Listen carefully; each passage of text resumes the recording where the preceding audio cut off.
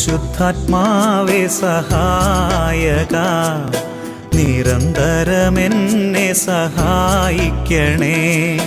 നിത്യവും കൂടെ വസിക്കുന്നോനേ, അഭിഷേകത്തിൻ അഗ്നി നിറച്ചിടണേ.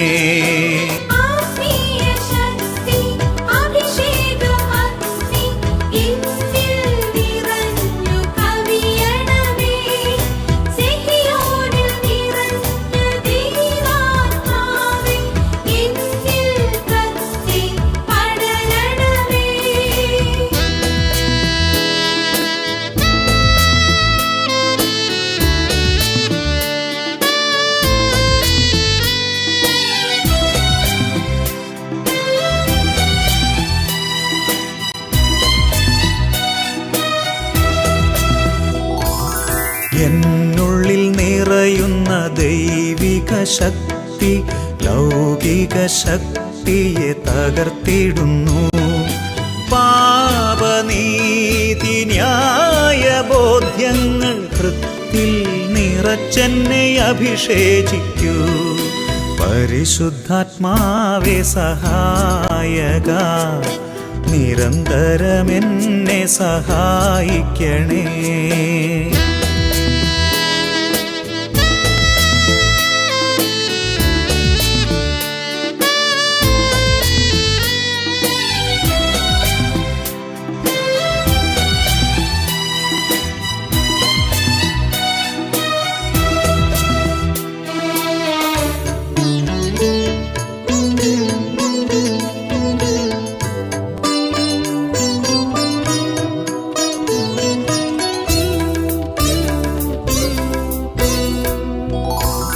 വചനം പഠിക്കുവാൻ കൃപ ചൊരിയണമേ, അനുസ്മരിച്ചിടാനും വരമരുളൂ. ദൈവപുത്രന് സാക്ഷ്യമേകാൻ അഭിഷേക അഗ്നിയെ ജ്വലിപ്പിച്ചിടൂ.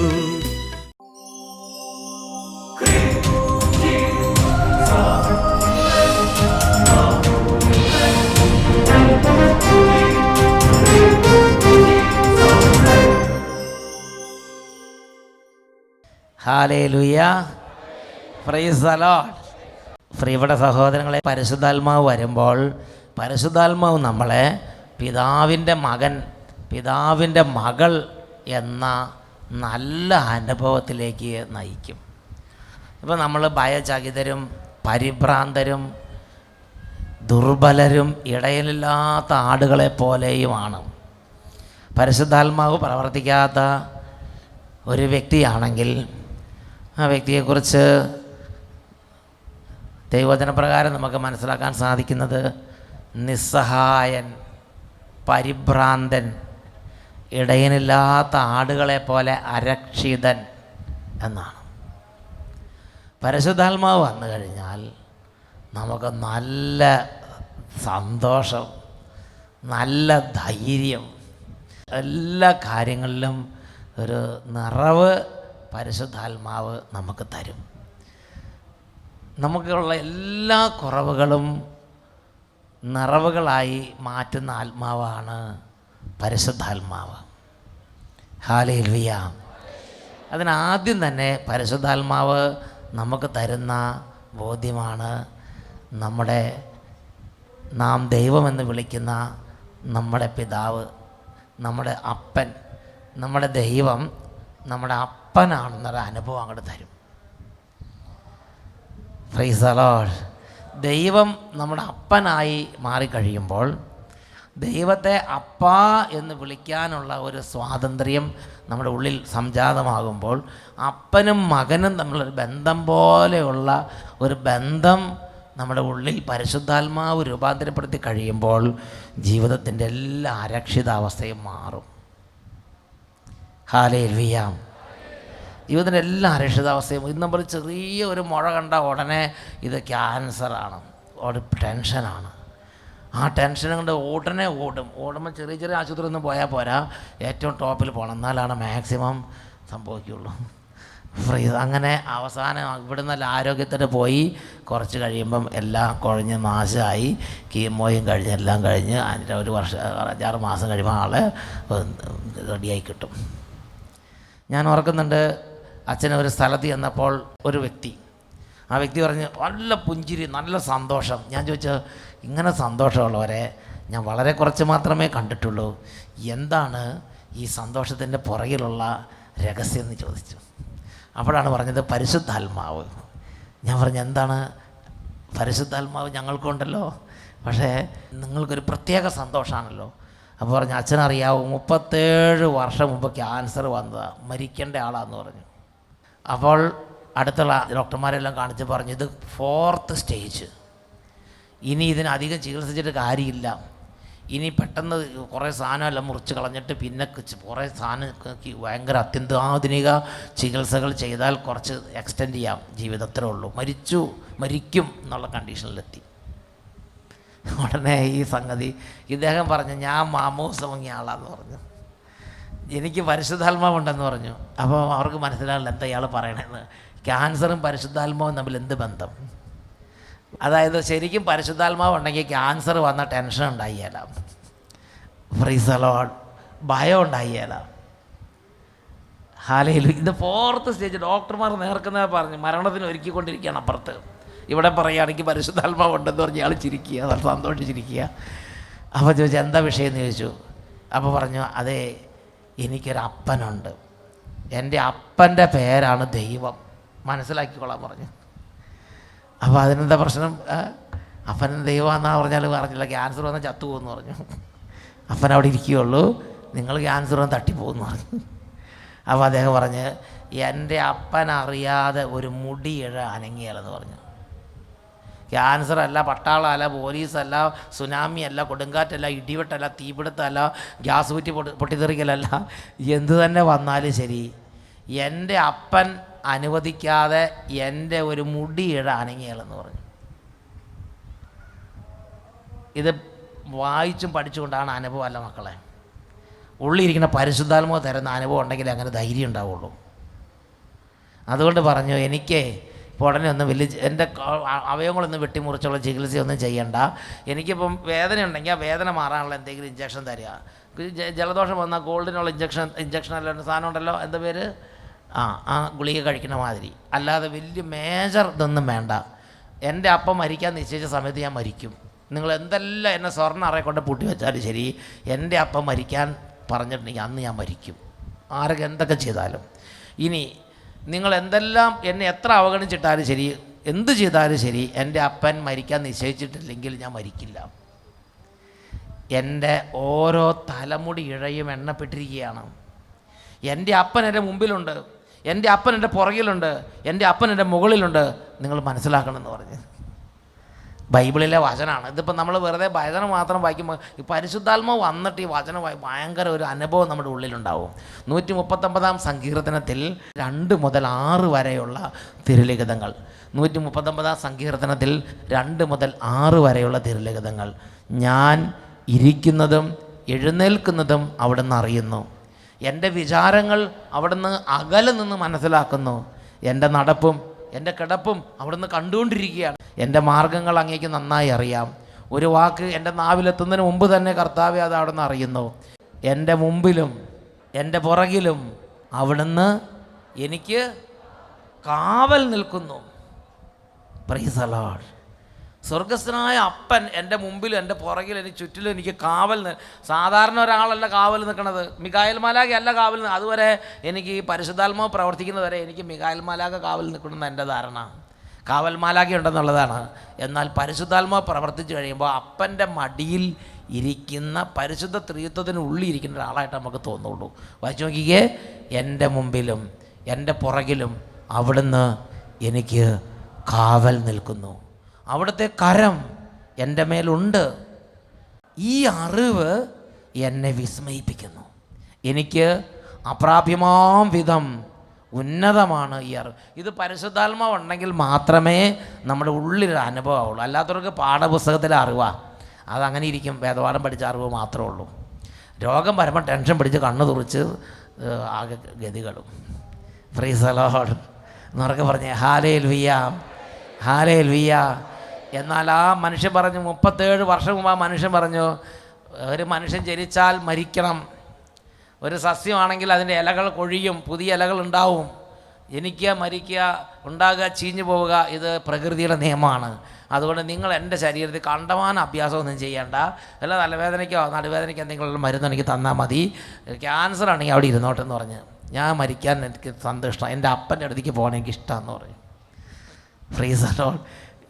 പ്രിയപ്പെട്ട സഹോദരങ്ങളെ, ക്രിട്ടിക്കൽ സ്റ്റേജ് 4th സ്റ്റേജായിരുന്നു. ഈ ബ്രദർ പറയാണ്, 2 ആഴ്ച ഈ ഇത് കഴിഞ്ഞ് ആശുപത്രിയിലൊക്കെ പോയി തിരിച്ചു വന്ന് അദ്ദേഹം സാധാരണ നോർമൽ ഫുഡും കഴിച്ച് നോർമൽ പ്രയറും നടത്തി വീട്ടിൽ തന്നെ കഴിഞ്ഞുകൂടി. 2 ആഴ്ച കഴിഞ്ഞപ്പോൾ ക്ഷീണമൊക്കെ കുറച്ച് കുറയാൻ തുടങ്ങി, ജോലിയൊക്കെ ചെയ്യാൻ തുടങ്ങി. ഇന്ന് 37 വർഷമായി. പിന്നെ അതിനെക്കുറിച്ചൊരു അഡ്രസ്സില്ല. ക്യാൻസർ പിന്നെ ഇല്ല, 37 വർഷം ഇന്നും ജീവിച്ചിരിക്കുകയാണ്. Praise the Lord, hallelujah. ഞാൻ പറഞ്ഞത്, എനിക്ക് എൻ്റെ ക്യാൻസർ ഉണ്ടോ ക്യാൻസർ ഇല്ലേ എന്നുള്ളതല്ല, ആരോഗ്യമുണ്ടോ എനിക്ക് എൻ്റെ അപ്പനുണ്ട്. ഇതാണ് എൻ്റെ വിഷയം. എനിക്ക് അത്ര എൻ്റെ മുഖ്യ അനുഭവം എൻ്റെ അപ്പനാണ്. എൻ്റെ കാര്യം എൻ്റെ അപ്പൻ നോക്കിക്കോളും. അവിടുന്ന് എൻ്റെ മുമ്പിൽ എൻ്റെ പുറകിൽ എനിക്ക് കാവൽ നിൽക്കുന്നുണ്ട്. അവിടുന്ന് എൻ്റെ ഓരോ മുടിയുടെ പോലും ടേക്ക് കെയർ ചെയ്തുകൊണ്ടിരിക്കുകയാണ്. അതുകൊണ്ട് ഞാൻ ആകുലപ്പെടില്ല. എനിക്ക് ടെൻഷൻ ഇല്ലെന്ന് പറയും. നമ്മൾ പാഠപുസ്തകത്തിലെ പരിശുദ്ധാത്മാവിനെ പരിചയപ്പെട്ടിട്ടുള്ളൂ. ശരിക്കും പരിശുദ്ധാത്മാവായിട്ട് സംസാരിക്കുന്നില്ല. ഡെയിലി നമ്മൾ പരിശുദ്ധാത്മാവായിട്ട് സംസാരിക്കണം. നമ്മൾ 5 മിനിറ്റ് കുറച്ച് സമയം പരിശുദ്ധാത്മാവിന് പ്രാർത്ഥിക്കണം. പരിശുദ്ധാത്മാവുമായിട്ട് നമ്മൾ ഇടപെടണം എന്നുറക്കെ പറഞ്ഞേ hallelujah, hallelujah, praise the Lord. ഈ പരിശുദ്ധാത്മാവ് നമ്മുടെ ഉള്ളിൽ വന്നാൽ പരിശുദ്ധാത്മാവ് നമുക്ക് പ്രധാനപ്പെട്ട വലിയൊരു അനുഭവമാണ്. എൻ്റെ അപ്പനും ഞാനും അടുത്താണ്, ഒന്നാണെന്നൊരു അനുഭവം തരും. അപ്പൻ എന്നെ 24 മണിക്കൂർ നോക്കണുണ്ട്. എൻ്റെ അപ്പൻ എനിക്ക് കാവൽ നിൽക്കുന്നുണ്ട്. എൻ്റെ അപ്പൻ അറിയാതെ ഒന്നും സംഭവിക്കുകയില്ല. എന്തെങ്കിലും അനുവദിച്ചിട്ടുണ്ടെങ്കിൽ എൻ്റെ നന്മയ്ക്ക് വേണ്ടി മാത്രമാണ് എൻ്റെ അപ്പനത് അനുവദിച്ചിരിക്കുന്നത്. ദോഷമായിട്ടൊന്നും എൻ്റെ ദൈവം എനിക്ക് ചെയ്യുകയില്ല. ഈ ഒരു ഉറപ്പ് നമ്മുടെ ഉള്ളിൽ ഇങ്ങനെ എപ്പോഴും അനുഭവപ്പെട്ടുകൊണ്ടിരിക്കും. ക്യാൻസർ വന്നാലും ശരി, പ്രശ്നങ്ങളുണ്ടായാലും ശരി, എന്ത് തകർച്ച ഉണ്ടായാലും പറയും, ഇതെൻ്റെ അപ്പൻ അറിയാതെ വരില്ല. എൻ്റെ അപ്പൻ അറിഞ്ഞിട്ടൊരു കാര്യം വന്നിട്ടുണ്ടെങ്കിൽ അതെനിക്ക് നന്മയായിരിക്കും. അങ്ങനെ പറഞ്ഞുകൊണ്ടിരിക്കും. ഒന്ന് ചെത്തി പറഞ്ഞേ ഹല്ലേലൂയ. രണ്ടാമത്തെ മേഖല, യേശുവുമായിട്ട് ഭയങ്കരമായൊരു അടുപ്പം പരിശുദ്ധാത്മാവ് തരും. പരിശുദ്ധാത്മാവ് തരും. ഇന്ന് ഇവിടെ ഇരിക്കുന്ന ഒരുപാട് പേർക്ക് യേശുവിൻ്റെ കാര്യങ്ങൾ 5 പൈസയുടെ അല്ലെങ്കിൽ ഒരു നയാ കാശിൽ അനുഭവം ഇല്ലാതെ, ഉപകാരം ഇല്ലാതെ പോവുകയാണ്. കാരണം എന്താ? യേശുവിൻ്റെ കാര്യങ്ങളും പാഠപുസ്തകത്തിലെ അറിവ് മാത്രമാണ്. പരിശുദ്ധാത്മാവ് നിന്ന് ലഭിക്കുന്ന യേശുവിൻ്റെ ഒരു വിജ്ഞാനമുണ്ട്, ഒരു യേശുവിനെ കുറിച്ചൊരു അറിവുണ്ട്. അത് നമുക്കില്ല. Price the Lord, hallelujah. പ്രിയപ്പെട്ട സഹോദരങ്ങളെ, പല പരിശുദ്ധ കുർബാന സ്വീകരിക്കുന്നു. ആ പരിശുദ്ധ കുർബാന സ്വീകരിക്കുന്നത് കുമ്പസാരിക്കുന്നു. ആ കുമ്പസാരിക്കുമ്പം ശരിക്കും യേശുവാണ് വരുന്നത് എന്ന അനുഭവത്തിൽ ഞങ്ങൾ കുർബാന സ്വീകരിച്ചാൽ അത് മതി. സർവ്വ കാര്യത്തിനും പരിഹാരമായി. സർവ്വ കാര്യത്തിനും പരിഹാരമാണത്. ആ അനുഭവം നമുക്ക് തരണമെങ്കിൽ പരിശുദ്ധാത്മാവ് പ്രവർത്തിക്കണം. ഇന്ന് സത്യത്തിൽ പരിശുദ്ധാത്മാവ് സാധാരണ ആളുകളുടെ ഉള്ളിലാണ് പ്രവർത്തിക്കുന്നത്. കുറച്ച് പഠിപ്പും കുറച്ച് വിവരവും കുറച്ച് വിദ്യാഭ്യാസം വന്നു കഴിഞ്ഞവർക്ക് അഹങ്കാരം കയറുന്നത് കൊണ്ടായിരിക്കണം. അപ്പോൾ ഞാനൊക്കെ എൻ്റെ കാര്യം ഞാൻ ചിന്തിക്കാറുണ്ട്. നമ്മൾ കുറേ എന്തെങ്കിലും നമ്മളിങ്ങനെ കുറച്ച് സാധനം എന്തെങ്കിലും നമുക്കുണ്ടെങ്കിൽ ഇച്ചിരി അഹങ്കാരം നമ്മുടെ ഉള്ളിലുണ്ടാവും. അപ്പോൾ പിന്നെ പരിശുദ്ധാത്മാവിന് പ്രവർത്തിക്കാൻ അത്ര എളുപ്പമല്ല. എന്നാൽ സാധാരണ ആളുകൾ അവർക്ക് ചിലപ്പോൾ രോഗം വന്ന് ഇച്ചിരി എളിമപ്പെട്ട് കഴിഞ്ഞാൽ പെട്ടെന്ന് പരിശുദ്ധാത്മാവ് പ്രവർത്തിക്കുന്നുമുണ്ട്. ഞാൻ ഓർക്കുന്നുണ്ട്, ആലുവായിൽ നിന്ന് ജോയ് എന്നൊരാളുടെ ഒരു അനുഭവം. ആ ചേട്ടൻ പറയുകയാണ്, ആ ചേട്ടൻ്റെ വായിൽ ക്യാൻസർ വന്നിട്ട് ഈ നാവെല്ലാം പുറത്തേക്ക് ഇട്ടിട്ട് ഇതിങ്ങനെ കുറേ കാറ്റടിച്ചാൽ ഇച്ചിരി ആശ്വാസം, ഭയങ്കര വേദനയാണ് വായിലെ ക്യാൻസർ. അപ്പോൾ കുമ്പസാരിപ്പിച്ച ഒരച്ഛൻ പറഞ്ഞു, ഇച്ചിരി വെള്ളം എടുത്തുകൊണ്ട് വരാൻ പറഞ്ഞു. ആ അച്ഛൻ ആശീർവദിച്ചിട്ട് പറഞ്ഞു, ഇത് കുടിച്ചോ മാറുമെന്ന് പറഞ്ഞു. അപ്പോൾ പരിശുദ്ധാത്മാവ് പറഞ്ഞു, അതാ അച്ഛനാ പറഞ്ഞിട്ട് കുടിച്ചോ ശരിയാവുമെന്ന് പറഞ്ഞു. എന്നിട്ട് അച്ഛൻ പറഞ്ഞു, ഇന്ന് പോയി കുർബാന സ്വീകരിച്ചോ, ഇന്നത്തോടുകൂടി രോഗം മാറുമെന്ന് പറഞ്ഞു. അതുപോലെ അനുഗ്രഹം ഉണ്ടായി. എൻ്റെ പേര് ജോയി എന്നാണ്. ഞാൻ ആലുവ കുഞ്ചാട്ടിലെന്ന് പറഞ്ഞതാണ്. ആലുവയിൽ നിന്നാണ് ചോദിച്ചേട്ടൻ. ആലുവ. ഞാൻ 2014 തുടങ്ങിയ ഒരു ക്യാൻസർ രോഗിയാണ്. 2014 മുതൽ ക്യാൻസർ രോഗം. അതെൻ്റെ വായിൽ നാക്കേലാണ്. നാക്കേത് നേരം ഞാൻ പുറത്തിട്ടുണ്ട് നടക്കുന്നത്. ദൈവമേ, നാക്കിലാണ് രോഗം. അത് ഞാനിപ്പോൾ ഇവിടെ 2 മാസം 4 മാസമായി ഞാൻ ഇവിടെ വന്ന. 2ാമത്തെ മാസം തുടങ്ങി എനിക്കിവിടെ വന്നു കഴിഞ്ഞപ്പോഴേക്കും 2ാമത്തെ മാസം കറക്റ്റായിട്ട് പോച്ചിൽ കുറഞ്ഞതായിട്ട് അനുഭവപ്പെട്ടു. അതെന്ന് വെച്ച് കഴിഞ്ഞാൽ ഇവിടെ 4 മാസമായി വരണു. 2ാമത്തെ മാസം തൊട്ട് 2ാമത്തെ മാസം പങ്കെടുക്കുമ്പോൾ ഇവിടെ ഇരുന്ന് പ്രാർത്ഥിക്കുന്ന സമയത്ത് നാവിലൊരു പുകച്ചിൽ. അത് കാരണം എന്താണെന്ന് വെച്ച് കഴിഞ്ഞാൽ ഇവിടെ കയ്യടിയും വാർത്തയും വരുമ്പോൾ ഞാൻ പുറത്തോട്ട് പോകും. കാരണം എനിക്ക് ചെവിടും ഭയങ്കര വേദനയാണ്, തൊണ്ടയും വേദനയാണ്, നാക്കാണെങ്കിൽ ഏത് നേരം ഇങ്ങനെ പിടിച്ചുകൊണ്ടാണ് ഞാൻ നാക്കി ഇങ്ങനെ പുറത്തിട്ടുകൊണ്ടാണ് ഇവിടെ ഇരുന്നേച്ചത്. അപ്പം അങ്ങനെ കുമ്പസാരിക്കാൻ ചെന്ന് കഴിഞ്ഞപ്പോഴേക്കും അച്ഛനെ കുമ്പസാരിച്ച് കഴിഞ്ഞപ്പോൾ അച്ഛനൊന്നും മനസ്സിലാണല്ല. അച്ഛൻ എന്നോട് പറഞ്ഞ് അടുത്തോട്ട് വന്നു പറഞ്ഞുകൊണ്ട് അടുത്ത് നിർത്തി. അപ്പം അച്ഛന് മനസ്സിലായി. അപ്പം അച്ഛൻ എന്നോട് പറഞ്ഞു അവിടെ വെള്ളം ഇരിപ്പുണ്ട്, ആ വെള്ളം പോയി ക്ലാസ്സിൽ എടുത്തുകൊണ്ട് വരാൻ പറഞ്ഞു. വേറെ ക്ലാസ് വെള്ളം എടുത്തുകൊണ്ടിരുന്ന് അച്ഛൻ്റെ അടുത്ത് നിന്ന്. അപ്പോൾ അച്ഛൻ എന്നെ ഈ കൊച്ചു പിള്ളേരെ മാമദീസ നടത്തുന്ന വരെ എന്നെയും വെള്ളവും അത് പ്രാർത്ഥിച്ച് തന്നിട്ട് എന്നോട് പറഞ്ഞ് കുടിക്കാൻ പറഞ്ഞു. എന്നിട്ട് കുമ്പസാരിച്ചിട്ട് നാക്കത്ത് തന്നെ കുർബാന സ്വീകരിച്ചുകൊണ്ട് പള്ളിക്കകത്ത് ഇരുന്നോളാൻ പറഞ്ഞു. ഞാൻ ഇങ്ങനെ സെൻറ്ററിലിരുന്ന് കുർബാന സ്വീകരിച്ചുകൊണ്ട് അവിടെ ഇരുന്ന് കഴിഞ്ഞപ്പോൾ എൻ്റെ ഇങ്ങനെ തലക്കിങ്ങനെ എന്തോ വന്നിങ്ങനെ തലവടണമാരെ എനിക്ക് തോന്നി. തലവടടി കുർബാന സ്വീകരിച്ചിരിക്കുന്ന സമയത്ത് ഇങ്ങനെ തലവടണ മാതിരി തോന്നി.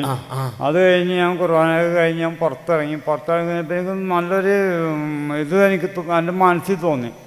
അങ്ങനെ പുറത്തിറങ്ങി കഴിഞ്ഞപ്പോഴേക്കും അവിടെ നിന്നുള്ള ഗ്ലാസ് വെള്ളം വീണ്ടും എടുത്ത് കുടിച്ച് എനിക്ക് അപ്പം തുടങ്ങി. അന്ന് 3 മണിയായപ്പോഴേക്കും അപ്പം അരിഭക്ഷണം ഞാൻ കഴിക്കാറില്ല. അരിഭക്ഷണം കഴിച്ചിട്ടെന്ന് വെച്ച് കഴിഞ്ഞാൽ ശരിക്കും ഒരു 8-9 മാസം 9 മാസത്തിൽ കൂടുതലായി. ഇവിടെ വരുമ്പോൾ ഇപ്പോഴും എൻ്റെ മോനും മോളും എൻ്റെ ഭാര്യയും നോക്കട വെച്ചൊക്കെ വന്നിട്ടുണ്ട്. ആരെന്ത് പറഞ്ഞാലും എനിക്ക് പെട്ടെന്ന് ദേഷ്യം കയറും. എൻ്റെ മോളെയൊക്കെ ഞാൻ തല്ലാനൊക്കെ ചെന്നുണ്ട്. കല്യാണം കഴിപ്പിച്ച് വിട്ടതാണെങ്കിലും കൊച്ചു പറയുമ്പോൾ നമുക്ക് ഉൾക്കൊള്ളാൻ പറ്റണല്ല. ഒരു കാര്യം ആരെന്ത് പറഞ്ഞാലും ഉൾക്കൊള്ളാൻ പറ്റില്ല. അങ്ങനെയൊക്കെയുള്ള സമയത്ത് വിശപ്പും സഹിക്കാൻ വയ്യ. അപ്പോൾ ഇവിടുന്ന് പള്ളിയിൽ നിന്ന് ഇറങ്ങിയപ്പോൾ എൻ്റെ മോൻ എന്നോട് പറഞ്ഞു, പപ്പ എനിക്ക് കഞ്ഞി പിടിച്ച് നോക്കും. അപ്പോൾ എനിക്ക് കഞ്ഞി പിടിച്ച് നോക്കുമെന്ന് പറയുമ്പോൾ ദേഷ്യം തന്നെ. എങ്കിലും അപ്പം എന്ന് വെച്ച് കഴിഞ്ഞാൽ ശരിക്കും തണുത്ത വെള്ളം ഐസ് വായിൽ വെക്കുകയാണെങ്കിൽ വിഷയമില്ല. ചായ അല്ലെങ്കിൽ മറ്റുള്ള ഒന്നും എനിക്ക് കഴിക്കാൻ പറ്റില്ല. ഇവിടെ ഞാൻ ആദ്യം വന്നപ്പോൾ തന്നെ എന്നെ കൊണ്ടുവന്ന ആ വണ്ടിയിലെ ചേട്ടന്മാർ വെച്ച് എന്തുകൊണ്ട് ഭക്ഷണം കഴിക്കാത്ത. അപ്പോൾ ഈ സംസാരിക്കാനും പറ്റില്ല, നാക്കിങ്ങനെ കുഴഞ്ഞു പോകും, പിന്നെ അണക്കും ഞാൻ. അപ്പം ഞാൻ പറഞ്ഞു എനിക്ക് ഇന്ന പോലെ കഴിക്കാൻ പറ്റണില്ല ചേട്ടാന്ന് പറഞ്ഞു.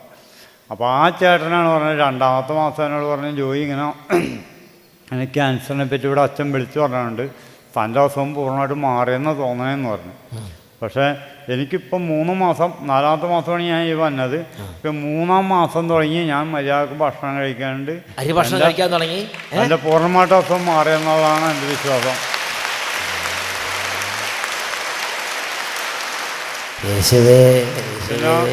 പിന്നെ എനിക്ക് പറയാനുള്ളതെന്ന് വെച്ച് കഴിഞ്ഞാൽ എൻ്റെ നാക്കിന് പൂർണ്ണമായിട്ട് പോച്ചിൽ മാറി. മറ്റേന്ന് വെച്ച് കഴിഞ്ഞാൽ ഞാൻ ഇങ്ങനെ ഇവിടെ ഇരുന്നാലും ഇങ്ങനെയാണ് ഞാൻ നിൽക്കണത്. ഏത് നേരം നാവ് ഇങ്ങനെ നീട്ടിയിട്ടിട്ട് ഇങ്ങനെ ആകെ ആ അവസ്ഥയിൽ ഇങ്ങനെ കൈ പിടിച്ച് ഇങ്ങനെ നിൽക്കേണ്ടി വരും എപ്പോഴും.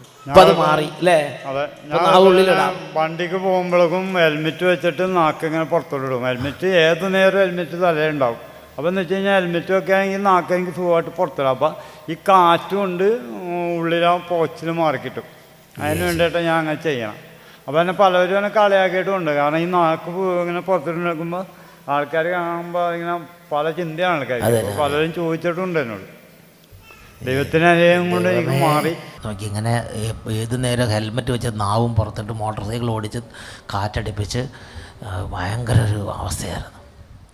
അപ്പോൾ ആ അച്ഛൻ പറഞ്ഞ് കുർബാന സ്വീകരിക്കും. ആദ്യം ഒന്ന് ഇച്ചിരി വെള്ളം ആശീർവദിച്ച് കൊടുത്ത്, എന്നിട്ട് അത് കുടിച്ചിട്ട് പറഞ്ഞു, ഇന്ന് കുർബാന സ്വീകരിച്ചോ, ഈ നാവത്തിന് കുർബാന അങ്ങോട്ട് സ്വീകരിക്കുക, വിശ്വസിക്കുക, യേശു വരും, യേശു അവിടെ ഉണ്ട്.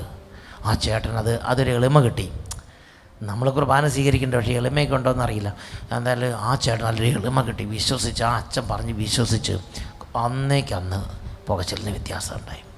പിന്നെ അത് 2-3 മാസം കണ്ടത് മാറി. ഹല്ലേലൂയ. പരിശുദ്ധ കുർബാനയിലുള്ള യേശുവിൻ്റെ പരിശുദ്ധ കുർബാന യേശുവിൻ്റെ സാന്നിധ്യം നിരവധി കാര്യങ്ങളിൽ യേശു വാഗ്ദാനം നൽകിയിട്ടുണ്ട്. അതിൽ പ്രധാനപ്പെട്ടൊരു കാര്യമാണ്, ഇതെൻ്റെ ശരീരമാണ്, ഇതെൻ്റെ രക്തമാണ്. ഇത് അറിയണമെങ്കിൽ പരിശുദ്ധാത്മാവ് പ്രവർത്തിക്കണം. വിശുദ്ധ കുർബാന അറിയണമെങ്കിൽ പരിശുദ്ധാത്മാവ് പ്രവർത്തിക്കണം. അപ്പോൾ ഈ ഉള്ളിലിരിക്കുന്ന പരിശുദ്ധാത്മാവ് വിശുദ്ധ കുർബാനയിലുള്ള യേശുവിനെ കുറിച്ചുള്ള അഗാധമായ അറിവും ജ്ഞാനവും തന്നങ്ങൾ അനുഗ്രഹിക്കും. അപ്പോൾ നമ്മൾ ആ പരിശുദ്ധാത്മ തുറവിയിൽ ഈശോയുടെ അടുത്തേക്ക് ചെല്ലുമ്പോൾ സ്വർഗത്തിലെ ഈശോയുടെ അടുത്തേക്ക് ചെല്ലുന്ന അതേ അനുഭവം നമുക്ക് പരിശുദ്ധാത്മാവ് തരും. എന്നുറക്കെ പറഞ്ഞ് ഹല്ലേലൂയ. അപ്പോൾ ഈ രാത്രി പരിശുദ്ധാത്മാവ് ദിവ്യ കാരുണ്യത്തിലുള്ള ഈശോയെക്കുറിച്ച് നമ്മളോട് സംസാരിക്കാൻ ആഗ്രഹിക്കുകയാണ്. ഞാൻ ഓർക്കുന്നത് നമ്മുടെ ഫ്രാൻസിസ് മാർപ്പാപ്പ ആർച്ച് ബിഷപ്പായിരിക്കുന്ന സമയത്ത് ഫ്രാൻസിസ് മാർപ്പാപ്പ ആർച്ച് ബിഷപ്പായിരുന്ന ആ അതിരൂപതയിൽ ഒരു യൂക്കറിസ്റ്റിക് മിറക്കിൾ ഉണ്ടായി. ആ യൂക്കറിസ്റ്റിക് മിറക്കിൾ, അതായത് ഒരു അച്ഛൻ പള്ളിയിൽ കുർബാനയ്ക്ക് കൊടുത്ത് അച്ഛൻ തിരിച്ചു വരുന്ന സമയത്ത് യൂക്കറിസ്റ്റിക് മിനിസ്റ്റർ അച്ഛനോട് പറഞ്ഞു, അച്ഛാ ഒരു പരിശുദ്ധ കുർബാന നിലത്ത് വീണ് കിടപ്പുണ്ടെന്ന് പറഞ്ഞു. അപ്പോൾ പിന്നെ അച്ഛൻ വേഗം അത് മുട്ടുകുത്തി വളരെ ഭക്തിയോടെ ആ പരിശുദ്ധ കുർബാന എടുത്ത് കാസയിലിട്ട് അതിന് ശേഷം ആ പരിശുദ്ധ കുർബാനയെ സങ്കീർത്തിയിലേക്ക് കൊണ്ടുപോകും. അതിൻ്റെ രീതി അനുസരിച്ച് പിന്നെ കാസയിലിട്ട് അത് വെള്ളത്തിൽ വെച്ച് അത് ഡിസോൾവ് ചെയ്ത് കളയണം. അങ്ങനെ സാക്രേറിയം എന്ന് പറയുന്ന സ്ഥലമുണ്ട്, അതിനകത്ത് ഒഴിച്ച് കളയണം. മനുഷ്യർ ആരും ചവിട്ടാതെയും തുപ്പാത്ത സ്ഥലത്ത് അത് വളരെ ഭക്തിയോടെ അത് ഡിസ്പോസ് ചെയ്യണം. എന്നൊക്കെ പറഞ്ഞ് ഹല്ലേലൂയ. അപ്പോൾ അച്ഛൻ അത് കാസയിലിട്ട് വെള്ളം ഒഴിച്ച് അവിടെ സങ്കീർത്തി വെച്ച് അതിന് പിറ്റേ ദിവസം രാവിലെ അച്ഛൻ വന്ന് നോക്കുമ്പോൾ അത് തിരുശരീരം അങ്ങനെ മാംസവും രക്തമായിരിക്കുന്നത് പോലൊരു അനുഭവം അച്ഛൻ കാണാനിട വന്നു. ഉടനെ അച്ഛൻ വേഗം ചെന്ന് മറ്റച്ഛന്മാരെ അറിയിച്ചു, ആർച്ച് ബിഷപ്പിനെ അറിയിച്ചു. അപ്പോൾ പറഞ്ഞു അത് നമ്മൾ അങ്ങനത്തെ കാര്യങ്ങൾക്ക് വലിയ പ്രാധാന്യം തിരുസഭയിൽ അധികം കൊടുക്കണില്ല. അതുകൊണ്ട് ആർച്ച് ബിഷപ്പ് പറഞ്ഞു അവിടെ വെക്ക്, അത് ദൈവത്തിൽ നിന്നുള്ളതാണെങ്കിൽ അവിടെ ഉണ്ടാവും, ഇല്ലെങ്കിൽ തന്നെ പൊക്കോളൂ എന്ന് പറഞ്ഞു. അങ്ങനെ 3 വർഷം കഴിഞ്ഞിട്ടും ഈ യൂക്കറിസ്റ്റിക് മിറക്കിൾ ഫെയ്ഡായി പോകുന്നില്ല. അപ്പോൾ ആർച്ച് ബിഷപ്പ് ഒരു കമ്മീഷനെ വെച്ചു. ആ കമ്മീഷൻ ഇതിൽ നിന്ന് കുറച്ച് ഭാഗം എടുത്തിട്ട് ഗവേഷണത്തിന് സയൻറ്റിസ്റ്റിന് കൊടുത്തു. ഇത് എന്താണെന്ന് ഒന്ന് ശാസ്ത്രീയമായി ഒന്ന് നോക്കിയിട്ട് വിവരം അറിയിക്കാൻ പറഞ്ഞു. അങ്ങനെ ശാസ്ത്രീയമായി നോക്കിയിട്ട് ആ സയൻറ്റിസ്റ്റ് കൊടുത്ത റിപ്പോർട്ടാണ് ഇത് മരണവേദന അനുഭവിക്കുന്ന ഒരു വ്യക്തിയുടെ ഹൃദയത്തിൽ നിന്ന് വന്ന രക്തമാണ്. മരണവേദന അനുഭവിക്കുന്ന ഒരു വ്യക്തിയുടെ ഹൃദയത്തിൽ നിന്നുള്ള പേശികളാണ് ഈ കാണുന്നതെന്ന് ആ സയൻറ്റിസ്റ്റുകൾ എത്തീസ്റ്റായ ആളുകളായിരുന്നു. അപ്പോൾ അതിന് ശേഷമാണ് ഇത് ഇങ്ങനെയുള്ള സംഭവത്തിൽ നിന്ന് എടുത്ത സ്പെസിമെനാണെന്ന് അറിയിച്ചത്. ആ വ്യക്തികൾ പിന്നെ യേശുവിനെ സ്വീകരിച്ച് വളരെ അഗാധമായി വിശ്വാസമുള്ളവരായി രൂപാന്തരപ്പെട്ടു. കത്തോലിക്ക സഭയുടെ മതബോധന ഗ്രന്ഥം 1365 ഖണ്ഡികയിൽ പഠിപ്പിക്കുന്നത് എങ്ങനെയാണ്? ക്രിസ്തു കുരിശിൽ സമർപ്പിച്ച അതേ ശരീരം വിശുദ്ധ കുർബാനയിൽ നമുക്ക് ലഭിക്കുന്നു. ക്രിസ്തു 2000 വർഷങ്ങൾക്ക് മുമ്പ് കുരിശിൽ മരിച്ച സമയത്ത് ഒഴുകിയ അതേ രക്തം ഇന്ന് കുർബാന സ്വീകരിക്കുമ്പോൾ നമ്മൾ സ്വീകരിക്കുന്നു. അതൊരു പ്രതീകമല്ല, യേശുവിൻ്റെ രക്തത്തിൻ്റെ പ്രതീകമോ യേശുവിൻ്റെ ശരീരത്തിൻ്റെ പ്രതീകമോ അല്ല. യേശു 2000 വർഷം മുമ്പ് പെസഹ നാളിൽ ശിഷ്യന്മാർക്ക് കൊടുത്തപ്പോൾ അത് എങ്ങനെ യേശുവിൻ്റെ ശരീരം അതേമാതിരി ശരീരം ഇന്ന് നമ്മൾ വിശുദ്ധ കുർബാനയെ സ്വീകരിക്കുന്നു. യേശു 2000 വർഷങ്ങൾക്ക് മുമ്പ് ശിഷ്യന്മാർക്ക് ആ പെസഹ നിമിഷത്തിൽ കൊടുത്തപ്പോൾ എങ്ങനെ യേശുവിൻ്റെ രക്തം അതേപോലെ ഇന്ന് യേശുവിൻ്റെ രക്തം നമ്മൾ സ്വീകരിക്കുന്നു. എഴുന്നേറ്റ് നിൽക്കാം. പ്രിയപ്പെട്ട ദൈവമക്കളെ, ഇന്ന് പരിശുദ്ധാത്മാവിനോട് 2 കാര്യങ്ങളാണ് കൂടുതലായി പ്രാർത്ഥിക്കുന്നത്. ഒന്ന്, പിതാവായ ദൈവവുമായുള്ള വലിയ ഒരടുപ്പം. ഏത് മാരക രോഗങ്ങൾ വന്നാലും ഏത് ആപത്സന്ധികൾ വന്നാലും അവിടെ എൻ്റെ പിതാവ് എനിക്കുണ്ട്. പരിശുദ്ധാത്മാവ് പ്രവർത്തിച്ചാൽ ഈ ഒരു അനുഭവം നിങ്ങൾക്ക് ശക്തമായി ഉണ്ടാവും. 2, വിശുദ്ധ കുർബാന. എന്ത് പ്രശ്നം വന്നാലും വിശുദ്ധ കുർബാനയുടെ ദേവാലയത്തിലേക്ക് പോകണം. വിശുദ്ധ കുർബാനയുടെ മുമ്പിൽ മണിക്കൂറുകൾ ചെലവഴിക്കണം. വിശുദ്ധ കുർബാനയുടെ മുമ്പിൽ പ്രാർത്ഥിക്കണം. വിശുദ്ധ കുർബാന ഭക്തിയോടെ സ്വീകരിക്കണം. കാരണവന്മാർ അന്ന് പണ്ട് നമ്മൾ ചെറുപ്പത്തിൽ നമ്മൾ പഠിപ്പിച്ചിട്ടുണ്ട്, അതിനൊരു ചെറിയൊരു പാർട്ടിക്കിൾ ഉണ്ടെങ്കിൽ ആ പാർട്ടിക്കിളിൽ പോലും ഈശോ പൂർണ്ണമായിട്ടുണ്ട്. അതുകൊണ്ടൊരു ചെറിയൊരു പൊടി പോലെ എല്ലാം വളരെ കെയർ കൊടുത്ത് വിശുദ്ധ കുർബാനയും തിരുശരീരവും തിരുരക്തവും പരികർമ്മം ചെയ്യാൻ തിരുസഭ നമ്മളെ ഓർമ്മിപ്പിക്കുന്നുണ്ട്. എന്നുറക്കെ പറഞ്ഞ് ഹല്ലേലൂയ, ഹല്ലേലൂയ. പരിശുദ്ധാത്മാവിൻ്റെ പ്രവർത്തനം നമ്മിൽ ദുർബലപ്പെടുന്നത് അനുസരിച്ച് അഹങ്കാരവും ലോകാരൂപിയും നമ്മിൽ കൂടുന്നതനുസരിച്ച് വിശുദ്ധ കുർബാനയോടുള്ള അടുപ്പവും അനുഭവം നമുക്ക് കുറയും. വിശുദ്ധ കുർബാന നമുക്കൊരു വിശ്വാസമില്ലാതെയായി മാറും. അത് വെറുതെ ഒരു അപ്പമായിട്ടൊരു മീലായിട്ടൊക്കെ നമുക്ക് തോന്നാൻ തുടങ്ങും. യേശു പറഞ്ഞു ഇതെൻ്റെ ശരീരമാണ്. യേശു പറഞ്ഞു ഇതെൻ്റെ രക്തമാണ്. ഇത് മനസ്സിലാക്കാൻ പരിശുദ്ധാത്മാവ് പ്രവർത്തിക്കണം. ഒന്നുറക്കെ പറഞ്ഞ് ഹല്ലേലൂയ, ഹല്ലേലൂയ. ഈ രാത്രി നമ്മൾ കർത്താവിൻ്റെ സന്നിധിയിൽ നമ്മൾ എളിമപ്പെട്ട് പ്രാർത്ഥിക്കുകയാണ്. എൻ്റെ പിതാവേ, അങ്ങ് പരിശുദ്ധാത്മാവിനയച്ച് എൻ്റെ ആന്തരിക നേത്രങ്ങൾ എനിക്ക് തുറന്നു തരണം. എൻ്റെ പിതാവേ, അങ്ങ് പരിശുദ്ധാത്മാവിനയച്ച് എൻ്റെ വിശ്വാസത്തിൻ്റെ കണ്ണുകൾ തുറന്നു തരണം. എൻ്റെ വിശ്വാസത്തിൻ്റെ അനുഭവം എനിക്ക് തുറന്നു തരണം. എനിക്ക് ഈശോയെ കൂടുതൽ സ്നേഹിക്കണം. എനിക്കെൻ്റെ ഈശോയെ വൈകാരികമായി സ്നേഹിക്കണം. എൻ്റെ ഈശോയെ ഹൃദയപൂർവ്വം എനിക്ക് സ്നേഹിക്കണം. രണ്ട് കാര്യങ്ങൾ നന്നായിട്ട് ഉയർത്തിപ്പിടിക്കാം. കുട്ടികളും മുതിർന്നവരും ഒരു പക്ഷേ ദിവ്യകാരുണ്യത്തിലുള്ള ഈശോയുടെ സാന്നിധ്യത്തെ അധിക്ഷേപിക്കുകയും അവഹേളിക്കുകയും നിന്ദിക്കുകയും ചെയ്തിട്ടുണ്ടെങ്കിൽ അതിനെല്ലാം ഈ സമയം എളിമപ്പെട്ട് ഈശോയോട് മാപ്പ് ചോദിക്കണം.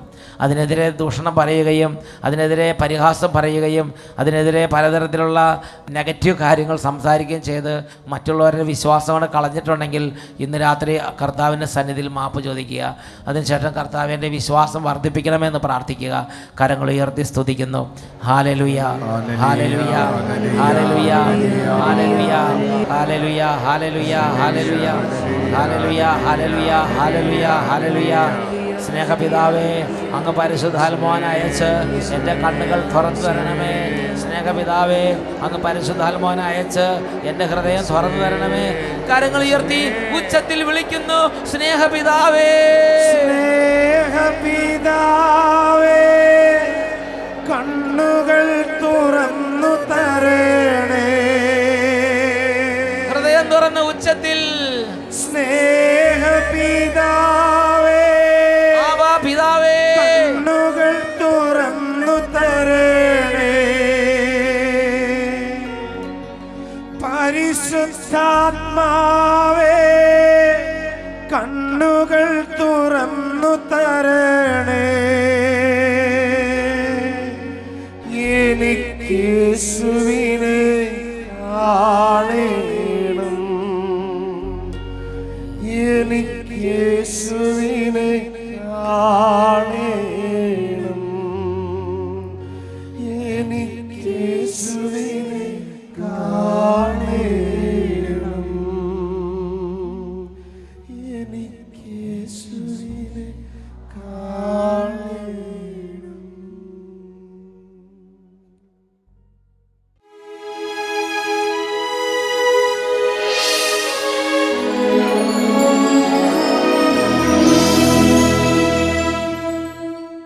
പ്രിയപ്പെട്ട ദൈവമക്കളെ, പരിശുദ്ധ കുർബാന ഉയർത്തി ആശീർവാദം നൽകുമ്പോൾ ഓരോ ഭവനങ്ങളിലിരുന്ന് എൻ്റെ യേശുവേ പരിശുദ്ധാത്മാവിനെ അയക്കണമേ, റൂഹായേ പരിശുദ്ധാത്മാവേ വേഗം വരണമേ, കരഞ്ഞ് പ്രാർത്ഥിക്കുക. ഈ സമയത്ത് പരിശുദ്ധാത്മാവിൻ്റെ ആഗമനത്താൽ രോഗികൾ സൗഖ്യം പ്രാപിക്കും. പരിശുദ്ധാത്മാവിൻ്റെ ആഗമനത്താൽ ഭിന്നതകൾ മാറും. പരിശുദ്ധാത്മാവിൻ്റെ ആഗമനത്താൽ തകർച്ചകളിലും നിരാശകളിലും നിന്ന് ഉയർപ്പുണ്ടാകും. രണ്ട് കാര്യങ്ങൾ നന്നായിട്ട് ഉയർത്തിപ്പിടിക്കുക. എത്ര ഉച്ചത്തിൽ സ്തുതിക്കാമോ അത്ര ഉച്ചത്തിൽ ഉറക്കെ സ്തുതിക്കുന്നു. Hallelujah, hallelujah, hallelujah, hallelujah. റൂഹായേ, റൂഹായേ, റൂഹായേ ഉച്ചത്തിൽ വിളിക്കുന്നു.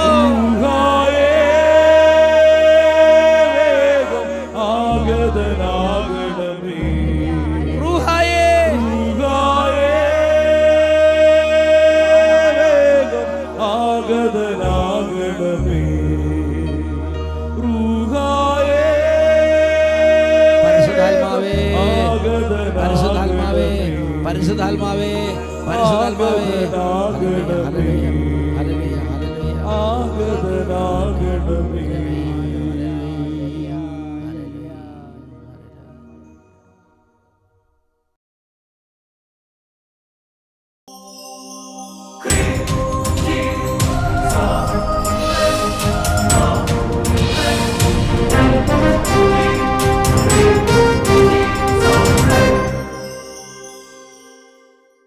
നിറയട്ടെ എന്നിൽ, കവിയട്ടെ എന്നിൽ, ഒഴുകട്ടെ പുതിയൊരു അഭിഷേകം.